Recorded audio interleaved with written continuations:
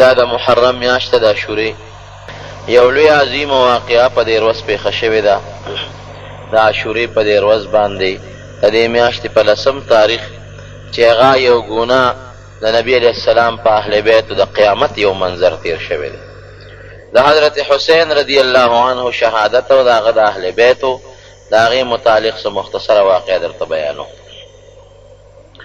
حضرت حسین رضی الله عنه د پیغمبر علیه السلام نوسی او د حضرت فاطمه رضی الله تعالی عنها بچی دی، د حضرت علی صاحب زوی دی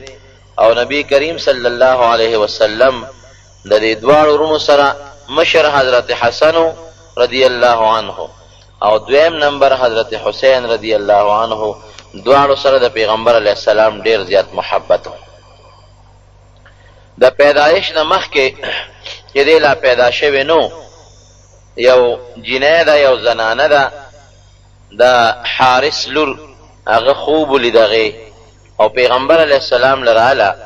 وی د خدای پیغمبر یو ډېر خطرناک خوب مې لیدلی دی. نبی علیه السلام ورته وفرمایل ووایه څه خوب دې لیدلی دی؟ وی د وینا قابل نه دی، ما ډېر خطرناک خوب لیدلی دی چې هغه ستاسو مخکې زه نشم ویلی او ستاسو په حق کې مې ډېر د خطرې خوب لیدلی دی. نبی کریم صلی الله علیه وسلم ورته وفرمایل چې ووایه. هغې وی زما پې ژبه نه خوځي، نشم ویلی. نبی علیه السلام مجبوره کړه، وی نه خامخا ماته ووایه. وی ښه نو ما خوب ولیده چې ما ستا د وجود نه د غوښې یو ټوټه را پرې کړې ده، ستا د وجود نه مې د غوښې یو حصه او یو ټوټه پرې کړې ده. پیغمبر علیه السلام مسکی شوی، دا خو تا ډېر ښایسته خوب لیدلی، ډېر مزېدار خوب دی لیدلی. وی ما خو صاحب وی چې ډېر د یرې خوب دی. وی نه مزېدار خوب دی. وی د خوب تعبیر دا دی چې زما د اولاد چې کوم د حضرت فاطمه رضی الله عنها ده، د هغې بچی به پیدا کېږي او ستا غېږ کې به پیدا کېږي او ستا غېږ له به راځي، ځکه چې دا زما د غوښې ټوټه ده. اولاد د انسان دپاره د غوښې یو ټوټی او د انسان د زړه قطری، نو دا زما د غوښې ټوټه ده او د فاطمه رضی الله عنها اولاد به کېږي، بچی به کېږي ستا غېږ کې او ته به د هغې لکه د دایي غوندې خدمت کې. یو څو ورځې پس مقه خوب رښتونی شو او مقه د حارث لور د حضرت فاطمه رضی الله تعالی عنها د هغه ولادت ته ماشوم هغه خدمت هغې وکړو او حضرت حسین رضی الله عنه خدای پاک د هغې په غېږ کې پیدا کړ او بیا دغې د حارث لور د حضرت حسین رضی الله عنه خدمت کړی دی. پیغمبر علیه السلام ته چې کله معلومات وشو او ورپسې زیرې لاړ د خوشحالۍ چې خدای پاک فاطمه رضی الله عنها له بچی ورکړی دی، نو فورا نبی علیه السلام فاطمه رضی الله عنها کره راغی او راتلو سره دا ماشوم روچت که په خپل غېږ کې ونیوه او پیغمبر علیه السلام له په خپله خوله مبارکه بانګ ووی. لکه د مسلمانۍ طریقه هم دا ده چې یو ماشوم پیدا شي څومره چې زر کېږي نو ښیغ غوږ کې وله بانګ ویل پکار دی او په ګس غوږ کې وله اقامت ویل پکار دی. دا چې کوم زمونږ بانګ دی او دا مونږ کوم بانګ وایو الله اکبر نه تر لا اله الا الله پورې. بعضې خلک پکې دا حی علی الصلاة او حی علی الفلاح نه وایي، دا غلطه خبره ده. پوره بانګ چې څنګ ته د مانځه دپاره وی او پوره اقامت چې څنګ ته د مانځه دپاره وی، دا بانګ او د اقامت به ماشوم له ووی او په زوره به یې ورته ووی ښیغ غوږ کې بانګ او ګس غوږ کې اقامت. او بعضې زمونږ محدثینو حضراتو یو آیت ویلی دی چې اخر کې دا آیت ورسره ووایه انی اعیذها بک و ذریتها من الشیطان الرجیم. دا کم وخت کې چې حضرت مریم علیه السلام پیدا شوله نو دا آیات هغې ته ویلی شوی و، دا الفاظ ویلی شوي و چې ای خدایه زه ستا په ذات باندې د دې مریم او د دې د بچي د شیطان نه پناه غواړم چې دا د دې بچي خدای د شیطان نه محفوظ وساتي. علما لیکي چې دا آیت ویل مستحب دي، دا دې ورته ووایي او که هلکي که جینۍ وي خو انی اعیذها به وی، دې کې به ته ترمیم او تبدیلي به نه کوې، لکې به دا راولې چې خدایه دا ماشوم پیدا شو د ده او د ده د بچو زه امان غواړم د شیطان نه چې خدای پاکې خدای ستا په ذات د شیطان نه محفوظ شي. دا د ښیغ غوږ بانګ او د ګس غوږ اقامت دا یو مسنون دی د نبی کریم صلی الله علیه وسلم د طرف نه. نو د دواړو جهانو سردار راغی لومبي بانګ او اقامت نبی علیه السلام ورته وویل. بانګ او اقامت نه پس نبی علیه السلام خپله خوله مبارکه کې یو کجوره خوشته کړه. زمونږ خلک ورته ګوټي وایي، دا مسنون دی، ګورې مستحب دی. یو خوله مبارکه کې کجوره خوشته کړله او هغه کجوره د حضرت حسین رضی الله عنه په خوله کې کېښوده، هغه اوروله اوس هم دا طریقه ده چې یو ماشوم پیدا شي کالکې که جینۍ وي نو د هغې دپاره ښه طریقه دا ده چې یو کجوره یا یو خوږ شی یو نیک انسان له یو عالم له یو پاک سړي له یو سا چې هغې په خپله خوله کې لملونکي او بیا هغه کجوره او هغه خوږ سي دغه ماشوم له ورکه چې لومبې د ده وجود ته د هغه نیک انسان یا د هغه عالم او د پاک انسان لاړې داخلي شي نو دا د هغه دپاره د برکت شی دی زمونږ خلک خو دې څیزونو ته توجه نه ورکوي نه د ماشوم د بانک خیال ساتي او نه د ماشوم د دې ګوټي خیال ساتي وروسته د هغه وجود همیشه دپاره پلیت پلیت روان نو ښه صورت دا دی چې کجوره به پاک سړي له یو سې به یې خوله کې خوشته کي او بیا به هغه کجوره د ماشوم له په خوله کې کېږدي چې د هغه هغه لاړې لومبی ده د خېټې ته ننوځي دا یو طریقه ده د مسلمانۍ نو د دواړو جهانو سردار محمد رسول الله صلی الله علیه وسلم همدغسې عمل وکړو او حضرت حسین یې راواخېست او په خپل غېږ کې کېنو او بیا نبی علیہ السلام ورته دعا وکړله حضرت حسین ته دعا وکړله او واپس حضرت فاطمه رضی الله عنها ته حواله د پیغمبر علیه السلام د دواړو نسو سره ډېر انتهایي محبت و دومره مینه وه د پیغمبر علیه السلام چې نبی علیه السلام یو ځل په منبر باندې ناست دغسې تقریر کوي او دا حسن او حسین دواړه را روان دي خشته مزېدارې جامې اغوستې دي په منډه منډه را روان دي او درزونه خوري ځکه واړو نبی علیہ السلام چې کله وفات کېده د حضرت حسین رضی الله عمر شپږ یوه کاله نو د ډېر لږ عمر ته پاتې شوی دی نو دا دواړه په منډه منډه را روان دي او درزونه خوري نبی کریم صلی الله علیه وسلم په خپله پاسې دا منبر نه کوز شو یو یې په غېږ تقریر یې بلکل بند کړ یو یې غېږ کې ونیو بل یې غېږ کې ونیوه یو یې په دې یو خپه کېنه او بل یې په دې بله خپه کېنه یاره وایي خدای رښتیا ویلي دي الله رښتیا وایي چې انما اموالکم و اولادکم فتنه چې ستاسو مال او ستاسو بچي یو لوی ازمایښت دی د انسان دپاره یو لوی مصیبت دی یو لوی ازمایښت دی وی ما دا دواړه ماشومان ولیدل چې جومات ته راننوتل او ډغر یې والې ویړه مې ټینګ نه کړی شو ورمنډه مې کړه دواړه مې راوچت کړل دا د نبي علیه السلام دواړو سره محبت او مینه وه تر دې حده پورې چې نبی کریم صلی الله علیه وسلم په سجده باندې پروت و او دا ماشومان به رالل او د پیغمبر علیه السلام په شا مبارکه به د پاسه ورسواره شو اخو ماشومانو او حدیث کې راځي چې نبی علیہ السلام به تر هغې پورې د سجدې نه سر مبارک نوچتو تر څو چې به دا ماشومان په خپله نوکو شوی ولې په دې به یارېده چې هسې نه د سر روچت کړم او دا ماشومان ونه غورځېږي دا خوږ نشي دې نه تاسو اندازه ولګوئ چې د پیغمبر علیه السلام د دې دواړو نسو سره څومره مینه څومره محبت او در حقیقت د پیغمبر علیه السلام خپل ماشومان بچي نارینه اولاد نه دی پایېدلی چا یو کال چا یو نیم کال چا شپږ میاشتې د پیغمبر علیه السلام درې زامن یا څلور اختلاف پکې شته دی دا پیدا شوي دي او بیا هغه په ماشوموالي کې وفات شوي دي نو خپله د نبي علیه السلام نارینه اولاد نو دغه د فاطمې رضی الله عنها زامن او بچي دا گویا کې د نبي علیه السلام نوسیمو او پیغمبر علیه السلام ته داسې ګران لکه د خپلو بچو د خپلو اولاد غوندې ډېر محبت او مینه به نبي علیه السلام دواړو سره کوله یو ځل پیغمبر علیه السلام حضرت حسن رضی الله عنه په اوږه کړی دی او په لاره باندې روان دی یو صحابي والا مخې له راغی نو حضرت حسن ته ویې هلکه په ډېر زیات په خوشحالۍ کې سورې په ډېر عجیبه شاه سوا ډېر عجیبه مرکب دې مونته دی عجیبه سورلی باندې سورې ځکه ستا سورلی نبی کریم صلی الله علیه وسلم دی په پیغمبر علیه السلام سورې وی نعم المرکب هو الکا پڑے راجیبہ سورلے سورے خشتہ مزیدار سورلے باندې سورے نبی کریم صلی اللہ علیہ وسلم ورته مسکی شو وی ونعم الراکب هو وی سورلم ډیر مزیدار او خشتہ دا خو شاه سوارم ډیر مزیدار او ډیر خشتہ دی کم چې د پاسه سور دی غم ډیر مزیدار او ډیر خشتہ دی نو دا د نبی علیہ السلام غیر اختیاری محبت د دواړو بچو سره نبی کریم صلی اللہ علیہ وسلم چې کله وفات شو بیا د حضرت ابوبکر صدیق رضی الله تعالی عنه خلافت شروع شو دا دواړه ماشومانو او ابوبکر رضی الله عنه به دواړو سره ډیره خصوصي مینه کوله ډیر محبت په وسره کو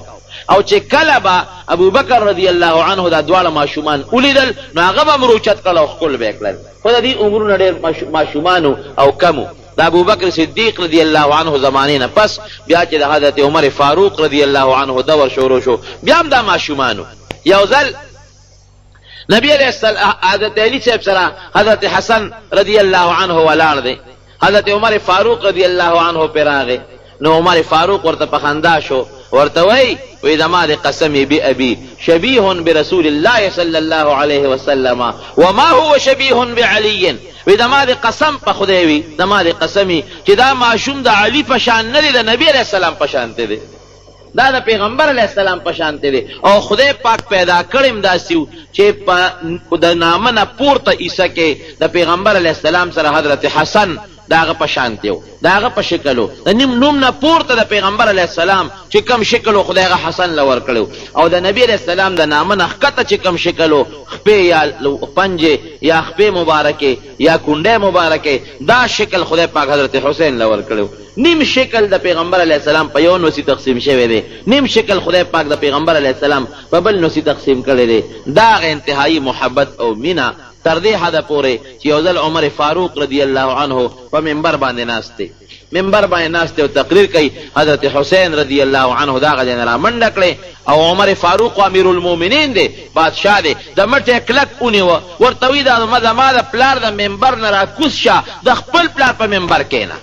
دا خو زما د پلار منبر دی ته په دې ناست دی راکوشه ردی نه د خپل پلار منبر چې ته وګوره او په هغې باندې کښېنه عمر فاروق رضی الله عنه امیر المؤمنین دی خلک هم ویارېدل چې خدای اوس به ورته څه وایي هغه روچت که په هغې کې ونیوه وی یقینا په ژړا شو ورته وی یقینا چې دا ستا د پلار د نبي علیه السلام منبر دی خو وی زما د پلار منبر نشته کم خوا لاړ شم زما د پلار منبر نو همدا منبر ستا د پلار دی او ته لایق یې ستا پلار لایق دی چې په دې منبر باندې کښېنې دا به ورسره هغې خپل محبت او مینه کوله یو ځل حضرت حسین رضی الله تعالی عنه په لاره باندې روان دی صحابو به دومره قدر کو د دې دواړو ماشومانو ولې هغې ته پته وه چې د نبي علیه السلام دې دواړو سره انتهایی محبت او مینه ده په لاره روان دی نو ماشومانو حضرت عمر فاروق رضی الله عنه دی خو ډېر بهادرو او ډېر زیات هغه د اسلام هغه رعب و پکې خلک به ته یریدل خلکو یره خو څه کوي چې نبي علیه السلام یو ځل وفرمایل پیغمبر علیه السلام په خپل کور کې ناست دی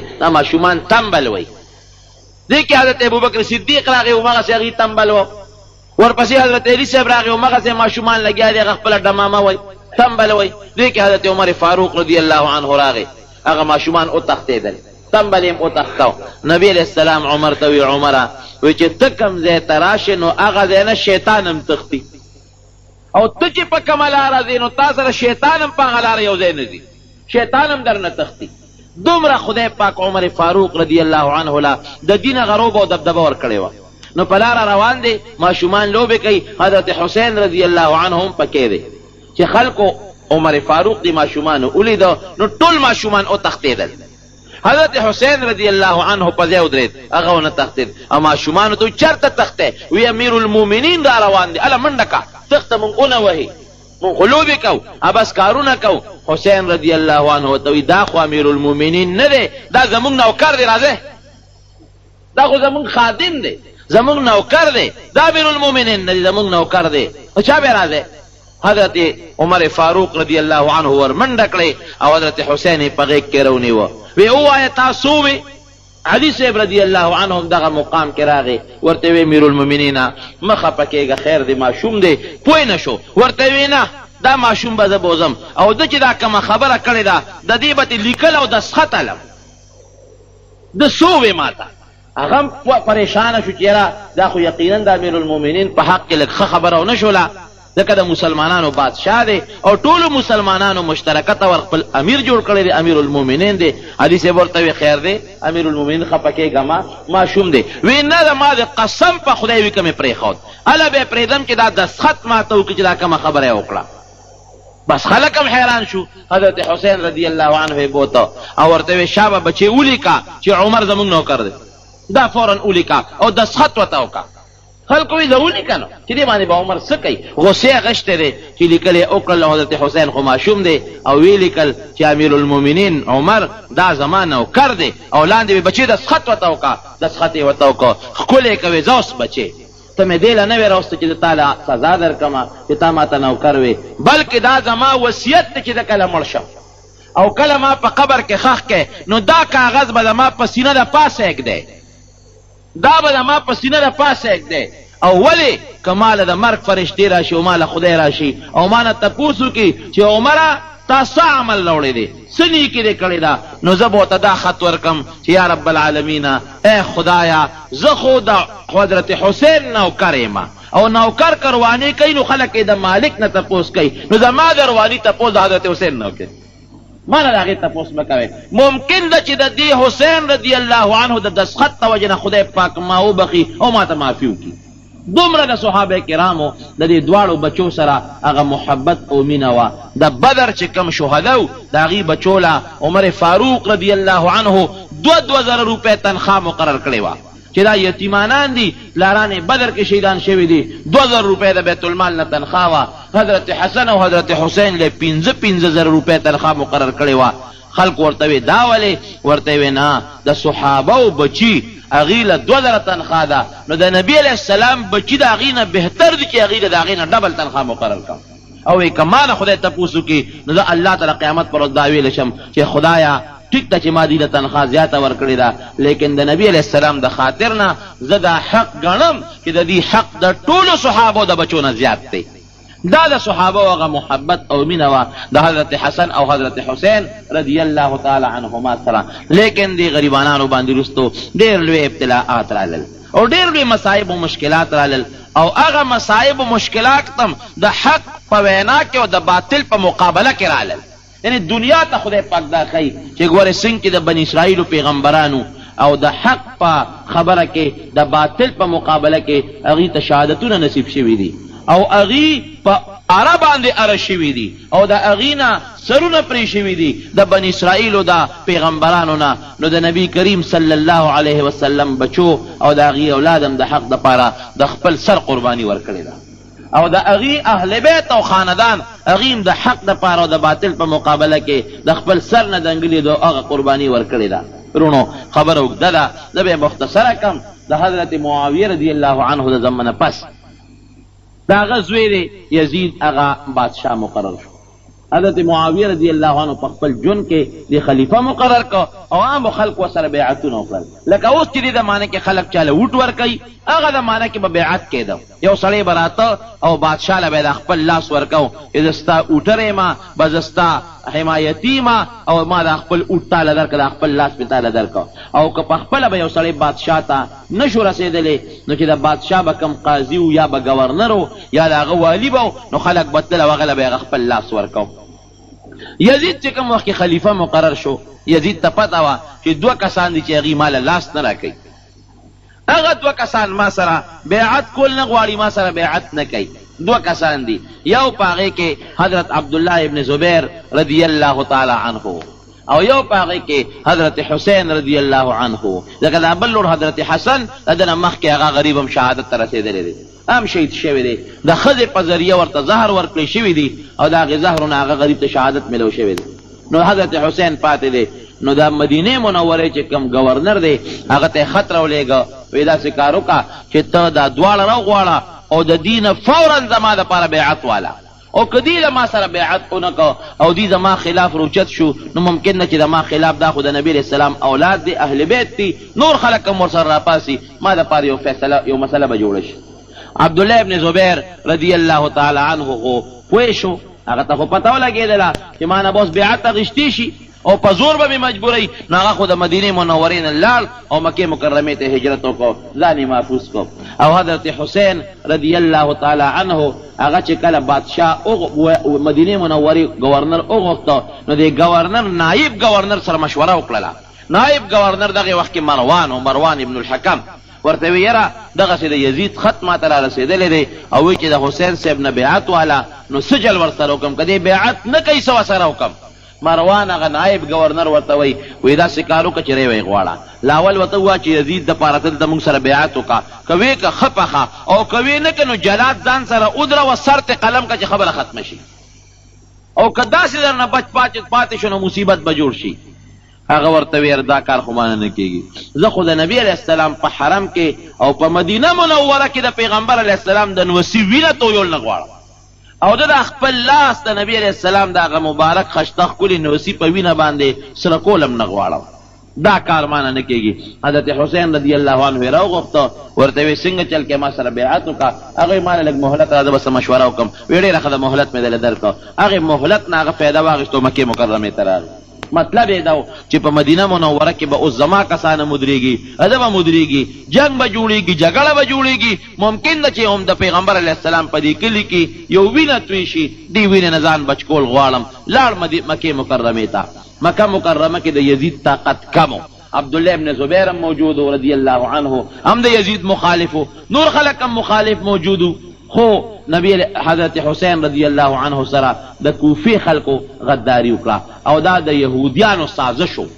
د یهودیو سازشو همیشه یهود مسلمانانو ته مختلفو طریقو باندې سکیمونه او سازشونه جوړی د مسلمان لومبي دشمن او خطرناک دشمن دا ګوره یهود دي نن که امریکا د مسلمانانو په دشمنۍ کې لګیا ده نو دام د یهودو سازش دی د امریکې په سینټ باندې او د هغې په اهمو عهدو باندې یهودیان قابض دي دا چې اسرائیل ورته وایي که پاکستان کې دننه د اسلام خلاف کم سکیمونه جوړیږي او کم سازشونه جوړیږي د دې ټولو شاته که ته وګورې نو یهودیان ورته شاته ناست دي او یهود د مسلمانانو نه خپل زوړ انتقام اخیستل غواړي هغه انتقام چې پیغمبر علیه السلام یو وخت یهود د مدینې منورې نه ایستي بیا د خیبر نه وویستل او بیا عمر فاروق رضی الله عنه راوشړل او نن دا چې کم د اسرائیلو دا لږ غوندې حکومت ته او لږ غوندې ځای دی د فلسطین په خوا کې دقه دی عمر فاروق رضی الله عنه را شړلی دي نو دی هغه خپل هغه د مسلمانانو نه خپل انتقام اخیسته عمر فاروق رضی الله عنه چې کله فارس قبضه که عراق او ایران دا علاقې نو د دغې خلکو په اړه کې یو تو موجودو یاره مسلمانانو خو موږ سره ډېر لوی ظلم وکړو او زمونږ علاقې قبضه کړله نو یهود رالل دې خلکو له او دې کې څه غلط عقیدې را مخکې کړلې او د مسلمانانو خلاف سازشونو سکیمونه جوړ کړل دا د یهودو یو طریقه کارو بهر صورت د کوفې خلکو کې هم دې یهودو کار وکړو یو د یهودیانو یو تنظیم دی هغې دا چل وکړو چې حضرت حسین رضی الله عنه ته خطونه ولېږل چې مونږه د کوفې خلک دا ستا د پلار د علي رضی الله عنه تابعدار یو او ستام تابعدار یو او د پیغمبر علیه السلام د خاندان او د هغه د نوسو د خپو خور یو ته فوراً کوفې ته راشه مونږ به تا خپل بادشاه مقرر کو مونږ به تا خپل امام مقرر کو او یزید حکومت مونږ نه منو د مشورې شروع کړې حضرت حسین رضی الله عنه د خپلو نږدې ملګرو سره حضرت عبدالله ابن عباس سره دارنګې نورو ملګرو سره چې زه څه وکړمه خو حضرت حسین رضی الله عنه له هېچ هم د کوفې د تلو مشوره نه ورکوله یار یو به ورته وي عبدالله ابن عباس ورته وي ګورې زه ته دا مشوره نه درکوم کوفې ته به نه ځي وی د کوفې هغه غدار خلک دی چې ستا پلار هغې وجلی دی حضرت علی رضی الله عنه یې وجلی دی نو موږ یریږو چې ګورې تا بوځي او تا هم وجني پام کوه ګورې کوفې ته لاړ نشي بل چاله به مشوره واغشته هغې به م ورته وي چې ګورې موږ د کوفې د تلو مشوره نه درکوو لیکن د کوفې نه چې کم خطونه حضرت حسین رضی الله عنه ته راغلي وو نو هغه خطونه تقریبا 2 مضبوطې تیلې ته ډکې شوې وې او هر یو خط کې ورته دا لیکلي چې ته فوراً کوفې ته راشه د کوفې ماحول ډېر سازګار دی او دې ته تیار دي که ته کم وخت راورځئ تا سره بیعت کوي او ستا امام مشري مني ستا بادشاهي مني د یزید په مقابله کې تا له لاس درکوي څومره زر چې کیدی شي نو ته کوفې ته ځان راورسوه حضرت حسین رضی الله عنه خپل د تره زوی مسلم ابن عقیل رضی الله عنه ولېږه یاره داسې یوازې د نظم لاول ګورم چې دا خبره حقیقت لري او که نه لري حضرت مسلم ابن عقیل رضی الله عنه کوفې ته ولېږه چې کوفې ته ورغې 1300 کسانو د هغه په کوفه کې استقبال وکړو او ټولو ورته ووایي چې ته حسین صاحب دې ولې نه راوستو ویل اول زه رالم چې حالات معلوم کم صاحب بس خلکو نیغ بوتو او چې کم د کوفې دارالسلطنتو د هغې چې کم دارالخلافه وه هغې ته یې ورسو او ټولو خلکو ورسره بیعت وکړو وی مونږ د حضرت حسین رضی الله عنه په حق کې تا سره بیعت کوو د هغه خلافت منو او د یزید چې کومې غلطۍ شوې وې د یزید داسې نظام جوړول غوښتل چې یو شاهي نظام یې جوړول غوښتل هغه د شریعت د احکامو هېڅ قسمه پابندي قبلول نه غوښتل د صحابو او د پیغمبر علیه السلام د نظام څخه تحفظ یې نه غوښته هغه دا غوښتله چې بس زه یو شاهي سلطنتي زیمه د ما نه پس زما زوی وي د هغه نه پس د هغه زوی وي او که څوک زما مخالفت کوي یا به پیسې ورکوم یا به د حکومت لالچ ورکوم یا به د وزارت لالچ ورکوم ځان له خپل یو شاهي سټیټ جوړول غوښتل صحابه کرامو دا چته منله هغې ووایي چې دا خو نبي علیه السلام چې کم نظام راوړلی دی د قرآن او د حدیث کم نظام یې راوړلی دی او هغې دپاره د بدر او د احد او د خندق غزاګانې شوي دي او د نبی علیہ السلام غاښونه مبارک پکې شهیدان شوي دي. اوس هغه نظام ته کوم ځای ختمولی شي او د هغې دپاره به مونږ حتی الوسه چې څومره مضبوطه مقابله به کوو، خو به هر صورت زور چې کوم وخت راشي نو خلک بیا غلی شي. د زور د مخې بیا هېڅوک هم غږ نشي کولی. د دنیا دا زور او بیا د بادشاهۍ دا زور چې راشي نو ټول خلک غلی شو چې غږ نه کوو. صرف دا دوه کسانې مقابلې ته ولاړو، یو عبدالله ابن زبیر رضی الله عنه او یو حضرت حسین رضی الله عنه. نو چې کله حضرت مسلم ابن عقیل د حضرت حسین د تره زوی کوفې ته لاړ او خلکو استقبال وکړو او د سره بیعت وکړو، نو هغه خط ولیکه او خط یو قاصد له ورکړې دا مکې مکرمې ته ورسې حضرت حسین له به یې ورکړې او هغې کې لیکلي چې ته فورا کوفې ته را روان شه. د کوفې خلک ما ولیدل، هغه زمونږ ډېر زیات تابعدار دي او د صحیح اسلامي نظام غوښتونکي خلک دی. د یزید د نظام بالکل مخالفت کوي او کلک مخالفت کوي او تراشه بس دا به مونږ سره بیعت وکړو انشاءالله چې زمونږ خپل د پیغمبر علیه السلام چې کوم راوړلی شوی نظام دی او د هغه کم دین دی او د هغه کم عدل و انصاف دی، انشاءالله هغه نظام به جاري شي. فورا را روان شه. حضرت حسین رضی الله عنه خپلو ملګرو ته ووایي چې مونږ خو ځو، خو چا وله مشوره نه ورکوله. اخر کې د ده یو دوه خبرې دي. یو خبره یې دا وکړله، وایي ما خپل نیکه نبی علیہ السلام په خوب کې لیدلی دی. خلکو پوهېږه ګوره د کوفې په خلکو اعتماد مه کوه. که د کوفې خلکو له ورلې ممکن ده چې څه ضرر به درته ګورې ورسوي چې ورنشي دې خلکو له. هغه وایي ما یو خوب لیدلی دی، د خپل نیکه نبی علیہ السلام مې په خوب کې لیدلی دی او پیغمبر علیہ السلام راته په خوب کې فرمایلی دی، یو حکم یې راته راکړی دی، هغه حکم پوره کولو لازم. اوس د خدای خوښه ده که د پیغمبر علیه السلام هغه خبره ما سره برابر خیږي او که د ما خلاف خیږي، که زه مرم او که د جمدې پاتې کېږم، خو ما ته خپل نیکه په خوب کې یو وصیت کړی دی او هغه وصیت پوره کول غواړم، هغې لازم. وی هغه څه وصیت دی؟ وی نه ما سره دا خبره هم شوې ده چې دا وصیت به تر مرګه پورې چاته اړو په خولې وی نه چې دې کې څه دي. هغه خبره ښکاره نه شوه چېرې دته نبي علیه السلام په خوب کې څه ویلي دي. او دویمه یو خبره د خولې نه ده ووتله، وی د ځان نه هغه ګډ جوړول نه غواړم چې د هغه وینې دی د مکې مکرمې په حرم کې توی شي. وی که د مکې مکرمې د حرم نه یو لیش باره مړ شم نو دا ماله غنیمت دی، دا مرګ مې خوښ دی، خو د مکې مکرمې د حرم په ځمکه زه خپله وینه یا د بل مسلمان وینه تویدل نه غواړم. خیر صحابه کرامو منې کو او د هغې مقصد په دې کې دا لکه یو سړی د دین په جذبه باندې میدان ته وځي، یو جهاد له میدان ته وځي، نو بعضې خلک یې کمزوري مسلمانان هغې ورته یاره بس پرېږده، لیکن د دین غیرت او جذبه چې یا کې موجوده وي هغه وي خو مرګ یو مرګ دی که نه.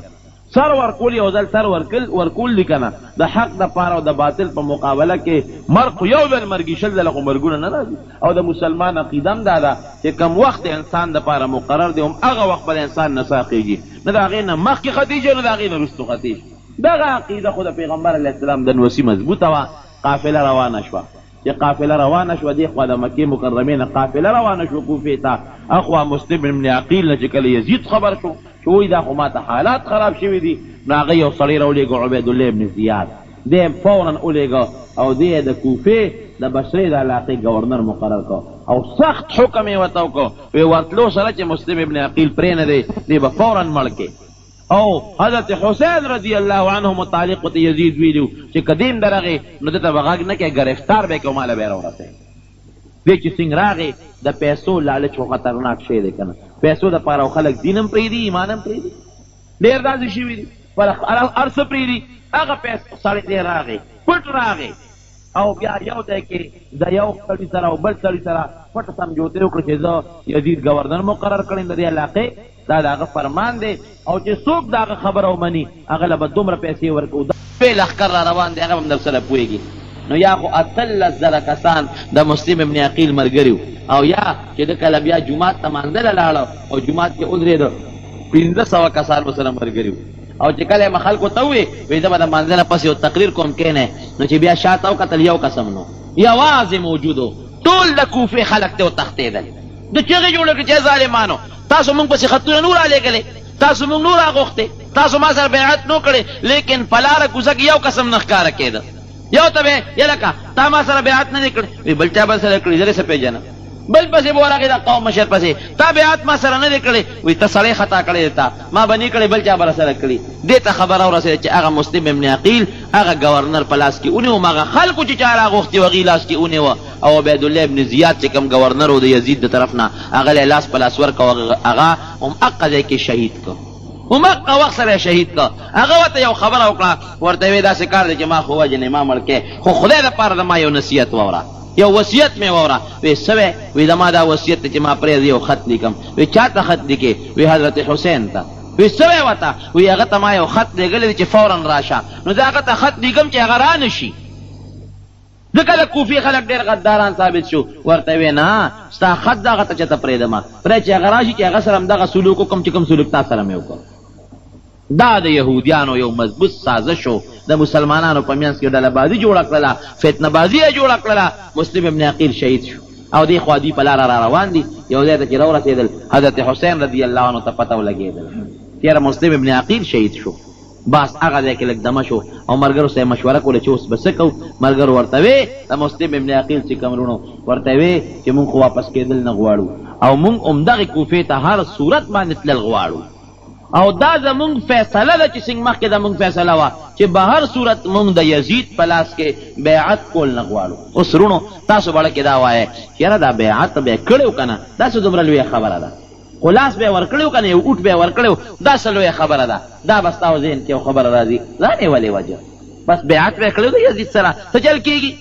چې ځان یې مړه کړه خپل بچي مړه کړل نو وروڼو چې چا کې اسلامي جذبه وي نو هغه سره بیا د دې څیزونو فکر او سوچ زه به د هغې تاسو یو مثال درکړم یو سړی دی مثلا چې هغه یو غلا یو کوټې ته خېږي او تا هغې غل ته لاندې پوړی ودروله او اندرمپایه دې ورته ونیوله او په هغه اندرمپایه باندې هغه غل بر غلاله وخته او مثلا هغه غلا وکړله نو هغه غل خو هم ګناهګار دی چې غلا وکړه لیکن دا پوړی چې ورته چا نیولې ده دې ورسره ګناهګار دی او که دې ګناهګار نه دی دا خو اسانه پښتو ده که نه لازما دی ورسره ګناهګار دی که ده ورته دا پوړی نه ونیولې او ده ورله لاس نه ورکړی دې غل د کوټې نه غلا نه شوه کولی دې که دې کوټې ته وخته او د کوټې د سر نه یې غلا وکړله ټیک د مال د غل کور ته لاړ لیکن د آخرت په سزا او په وبال کې ورسره دغه سړی سر په سر شریک دی چې چا ورته پوړی نیولې ده او اندرمپایه ورته نیولې ده او د هغه په وجه د غل کوټې ته ختلی دی دا خو د شریعت حکم هم دی د پښتو فیصله هم ده او شرعي قانون او شرعي حکم دی د قرنګیرونو د اوټ حکم هم دی ګورې په دې ځان پوه کې یو سړی ګنکپ دی یو سړی غل دی یو سړی دوکمار دی یو سړی شریعت نه مخالف دی او تا هغه له اوټ ورکړه اوس هغه سړی ستا دا اوټ بیعت دی ستا په اوټ باندې ستا په دې بیعت هغه سړی هغه مثلا وزارت ته ورسېد هغه مثلا ممبر شو هغه وزیر اعلی شو هغه وزیر اعظم شو هغه صدر پاکستان شو مثلا یو حد ته ورسېده هغه چې څومره ناروا کوي او څومره ګناهونه کوي او څومره حرام کوي د قیامت پر ورځ د خدای په دربار کې پوره حصهدار ورسره دی مونږ خلک خو قمقل او قمقل ولې یو ځکه چې کوم سړي له دې اوټ ورکه مزې د هغه دي بنګله هغه جوړه کړه موټرو کې هغه ګرځي په لینډ روزرو کې هغه ګرځي او ځای پر ځان له هغه نوکران د هغه دي مال د هغه دی دولت د هغه دی مزې پې هغه کوي او قیامت کې به صف کې ورسره ته یو ځای ولاړې ته دا نه شي وایي چې خدایه پاکه ما ولې راجوسي مزې خو هغه کولې سینماګانې خو هغه جوړولې دولتونه خو هغه ګټل کارخانې خو هغه جوړولې بنګلې خو هغه جوړولې خدای ما خو پکې جوارو مغه مخکنۍ ډوډۍ م وروستنۍ هم ډوډۍ ده الله به وایي دغه مزې او دغه حرام چې هغه ګټلي دي ستا په اوټې ګټلي دي ستا په دستخط یې ګټلي دي که تا ورته اندرمپایه نه ونیولې دا ظالم به دغه غلا له نه وې تللی او تا ته خو پته و چې دا غل دی نو ولې دې ورته اندرمپایه نیوله دا ګورې مونږ ځان له آخرت تباه او برباد کړ د معمولی او حالانکه ستا د اوټ نه خبرېږي څوک بغیر د خدای نه یو خو ښکاره اوټ دی او ښکاره لاس نیول دی دا خو به ته د یارې مې یو سړي سره لاس اوچت کې لاس اوچت کې نو د یارې به هم لاس اوچت کې یا ته وي راشه ما سره یو موقع له لاړ شه د یارې به مو سره موقع له لاړ شي لیکن کومه کوټه کې چې ته اوټه چې بغیر د خدای نه بل څوک تا نه خبرېږي هېڅوک هم نه خبرېږي ولې ځان د آخرت غل کې او زه یې څه دپاره ډوزمه د چا کوټه کې خو نوس خپل آخرت د بل دپاره برباد دی دا زمونږ د خلکو یو دپاره اوټونو دپاره یو سره جګړې بل سره جګړې یو سره ودرېږه بل سره ودرېږه همدقه ظالمان دي دقه ظالمان دي کله په یو جامه کې در باندې مشران راځي کله په بله جامه کې در باندې مشران راځي او زما او ستا د لاس نه همدقه ظلم ته دا ظالمان رسېږي نو مزید دغې خلق وکړئ په دنیا کې د هغې بچي په لویو لویو کالجونو یونیورسټو کې مفت تعلیمونه کوي او سبقونو یې مزې هغې خلق وکړئ او آخرت پې تا تباه او برباد که اوس ته ووایه چې ته هوښیار یې او که ته قمقل دا خو قمقلتوب دا خو هوښیارتوب نه که یو سړی کې صلاحیت وي هغه له اوټ ورکې نو ټیک خبره ده، یو سړی دیندار دی هغه د اوټ ورکه نو ټیک خبره ده، یو سړی صحیح مسلمان دی سوچه مسلمان دی او د قوم د هغه اوټ خدمت کولی شي ولا د ورکه خو ټیک خبره ده، لیکن یو سړی ګنکپ دی او غل دی او تا ولا اوټ ورکه د ځان یې نه ویم د قرآن او د حدیث په رڼا کې درته ویم، نو دا سړی بالکل هغه غل او ګنکپ سره مستقل شریک پاتې شو، کلک شریک دی ورسره. دا حضرت حسین رضی اللہ عنہ ولی بیعت نکو، هغه ته پته وه چې دی خو یو شاهي نظام جوړول غواړي، دی خو د پیغمبر علیه السلام د حدیثو او د قرآن مخالف نظام جوړول غواړي، دی خو د حدیث او د قرآن پروا کول نه غواړي، هغه نظام د پاره چې د دواړو جهانو سردار غاښونه مبارک شهیدان شوي دي، د احد او یا صحابه کرام شهیدان شوي دي، په سوونو حافظان پکې شهیدان شوي دي، خو دې تسنس کول غواړي که زه ورسره بیعت وکړم او زه وله اوټ ورکړم خو ده سره زه هم شریکېږم، لهذا دې اوټ کې ځان شریکول نه غواړم، دې بیعت کې ځان شریکول نه غواړم، ځان شهادت ته رسول غواړم، خپل بچي دا کول غواړم، لیکن دې کې قطعا ځان شریکول نه غواړم، د یزید په ظلم کې او د هغه په خلافت کې چرم ځان نه شریکوم. دې دپاره حضرت حسین رضی الله عنه خپل سر نه دنګلي. به هر صورت روان شو د کوفې په طرف، دا ډېره اوږده واقعه ده خو زه درته هغې خاص دی نه بیانوم او مختصره یې درته وایم. یو مقام کې ولا د عبیدالله ابن زیاد گورنر جرنیل راغی، حر د هغه نوم دی حر، او هغه سره 12,000 لښکر دی د حضرت حسین رضی الله عنه مخې له راغی، ورته یې څه کوې؟ وی کوفې ته ځم. وی کوفه کې څه کوې؟ وی د کوفې خلکو ما له خطونه را لېږلي دي، وی کوفې ته نشې تللی. وی څوکم؟ وی بس داسې به کوې چې زه د لاس په لاس نیسم پرېږدم دی نو یزید له به دې بوځم. حضرت حسین رضی الله عنه دی داسې چېرته کېدی شي، ما به د کوم ځای نه وی دې لاس نه ودې نیسم، وی دا د نبي علیه السلام د نوسي لاس دی، دی له به ستا لاس اله رارځي چې د ما د سر نه د تنې نه سر جدا شي، او تر څو چې د ما په تنې پورې سر پیوستی نو د پیغمبر علیه السلام د نوسي لاس لا د یزید یا د هغه د گورنر یا د هغه د یو فوجي لاس نشي را رسېدی. هغه بهادري چې کوم په علي صاحب کې موجوده وه خو بچو کې به خامخا هغه بهادري موجوده وي. قصه ډېره اوږده ده رونو، مختصره دا ده چې د کربلا یو میدان دی او هغه د کربلا میدان ته کې دوی دواړه فوجونه یو بل سره دیره شو، او بیا دا چې موجوده د محرم کم 10 تاریخ دی، په دې 10 تاریخ باندې هغه مضبوط د قیامت چې دنیا کې یو قیامت و هغه د قیامت واقعه پیښه شوه، او دې ته خبره ورسېدله چې د اهل بیت چې کوم د هغوی خیمې وې د هغوی د خیمې نه ګیر چاپېره خندقونه وکنستل او اور یې ورته بل کو، او چې کوم د فرات د دریاب اوبه دي په هغې باندې خلک مقرر کړل چې ګورې پام کوئ چې دوی له اوبه ورنه کې،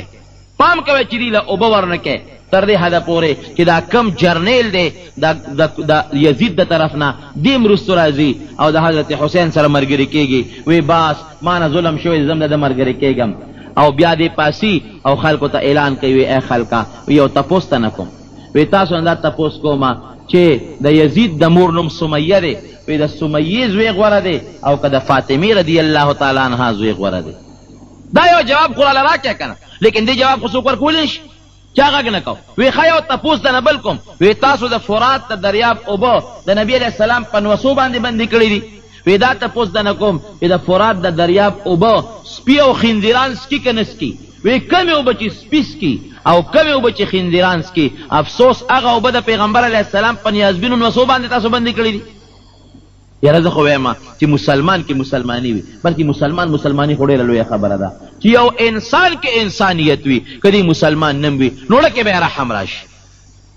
انسان کې که انسانیت وي نو لکه به رحم راشي. زه حیران په دې یم چې د دې په زړه کې دا رحم ولې نه راته. بیا ورته حضرت حسین رضی الله عنه را پاسېده او هغه تیلی یې ورته وښولې، وی دا پلانکې سړی شته، فلانکې شته، فلانکې شته، فلانکې شته، نومونه یې واخېستل، وی دا 2 تیلې ډکې د خطونو تاسو ما پسې را لېږلي دي، نو ظالمانو چې د ما ملګرتیا هم نه شوه کولی، زم دلته راغوښتم ولې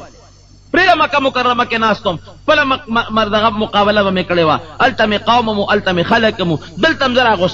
راغوښتم ولې، لیکن دې ظالمانو ګورې د هغې جواب هم وله نه ورکو. او دقه یو خبره وه، وی پرېښودل دې نشته، یا به د یزید له لاس نیولې بوځو د هغه بیعت به در نه اخلو، او که د هغه بیعت نه کول غواړې نو بیا مونږ پیشه ته پیشه. حضرت حسین رضی الله عنه ورسره اخر هم د دې محرم په 10 تاریخ باندې جهاد شروع شو، هغه غزا شروع شوه او داسې مضبوط جهاد او شروع چې د هغې تاریخ لیکل نشي کولی، د مسلمان ژبه د هغې وینا نشي کولی چې په هغه جهاد کې د مسلمانانو د نبی علیه السلام د خاندان 2 یا انسانان 2 یا سړي 2 یا چې پکې ماشومان مو پکې سړي مو دا په یو میدان کې ټول شهیدان پاتې شو. دعا یا کسان او د پیغمبر علیه السلام د خاندان څوک د فاطمه رضی الله عنها د لور زامنو او څوک د زوی اولاد دی څوک د حضرت حسین د زوی اولاد دی څوک د لور اولاد دی څوک د حضرت حسن د زوی اولاد دی څوک د لور اولاد دی دا زنانه دا سرتور سر پاتې شوي او د هغې د هغه بچو او د هغه ماشومانو دا ویرې په دې میدان کې داسې توی پاتې شوې لاس لی ځان ورنه کو نه ورسره بیعت وکړو ټول خاندان یې لو کړو تر دې حده پورې چې حضرت حسین رضی الله عنه خور ده حضرت زینب رضی الله تعالی عنها دا ورله راله او د خپل لور ته نصیحت کوي ویې وروړې داسې کار دی یو خبره درته کومه ځان مه وژنه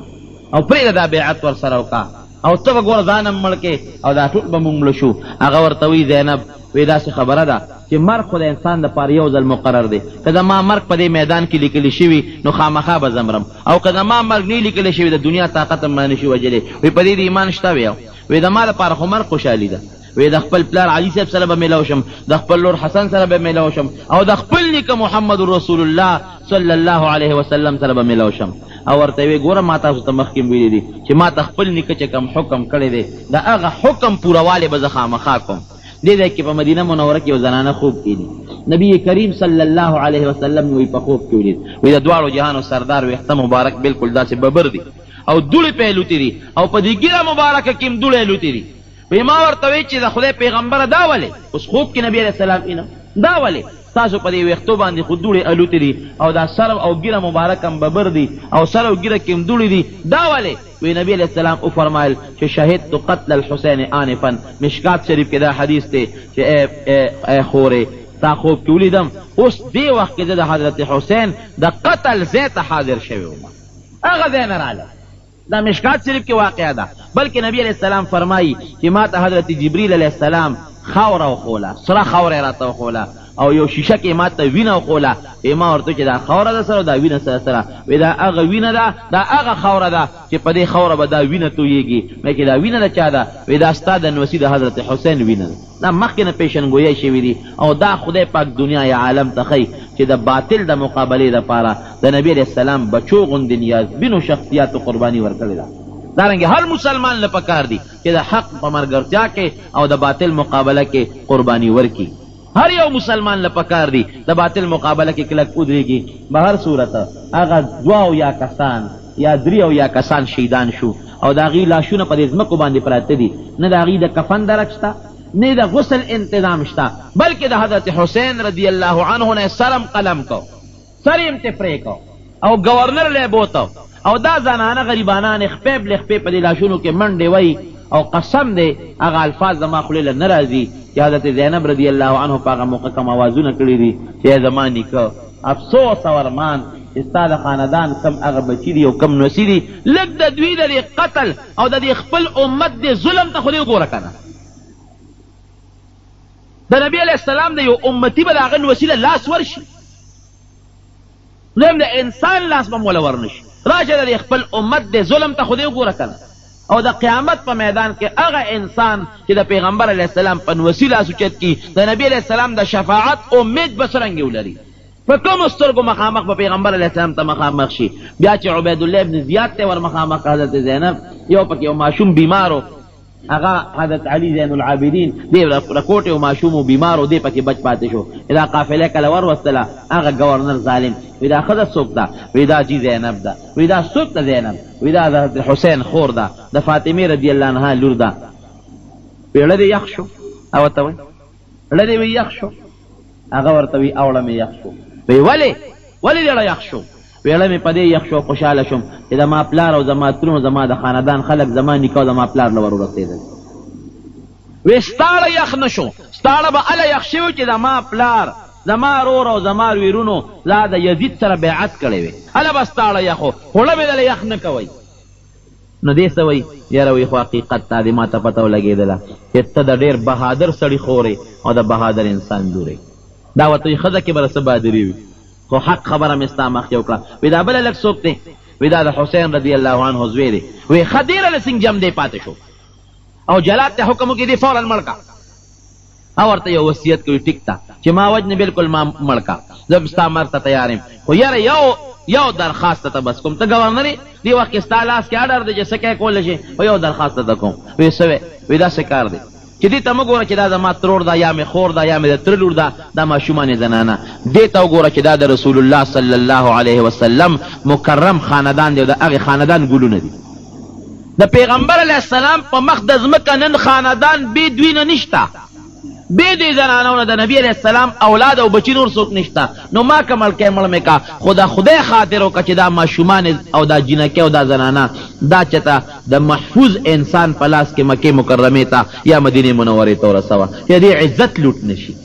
د دې د سر نه څادر لر نشي دغه ځای کې بیا د هغه رحم راغی وی ښځه ټیک ته تا پرېږدم دې لپاره دې نه پرېږدم دې لرې پرېږدمه چې دا زنانه ستا په وجه باندې خپل ځای ته محفوظ ورسېږي او بیا هغه د حضرت حسین رضی الله عنه سر راواغېشي او چوکه ورسره وه او د شونډو له به ور داسې رابروله داسې به ورته رابروله حضرت زید ابن ارقم رضی الله عنه صحابي دی دغه مقام کې موجود دی عبیدالله ابن زیاد ته وایي عبیدالله ابن زیاده وی زما د قسم په خدای او وی څه بد شکله داسې ورته وي حسین صاحب ته وی زما د قسم په خدای وي چې دا مخ چې ته ورته نن بد شکله وی دا د رسول الله مبارک د مخ په شان مخ دی د نه ښکلی شکل نن په مخ د ځمکه نشته او وی زما د قسم په خدای وي چې کومو شونډو له ته چوکه رابرول غواړې وی ما په دې سترګو زما د په خدای قسمي چې ما د دواړو جهانو سردار لیدلی دی چې په دې شونډو باندې خپلې شونډې ښودې دي او دې الک ته نبی علیہ السلام فرمایلی دي چې الحسن والحسین سیدا شباب اهل الجنه چې کم ځوانان په دنیا کې مړه شوي دي او جنت ته هغه خلک ورسي نو حسن او حسین به د هغوی سرداران وي ما په خپله نبی علیہ السلام لیدلی دی چې دا ماشومان یې په خپلو غېږو کې نیولي دي او په خپلو وجود کې ځان سره نیولي دي یو ځای ظالمه ته د دې شونډو له ګزارونه ورکړي هغه قافله بیا بوتلله یزید له خو به هر صورت یزید د حضرت حسین رضی الله عنه په مرګ باندې د خفګان اظهار کړی دی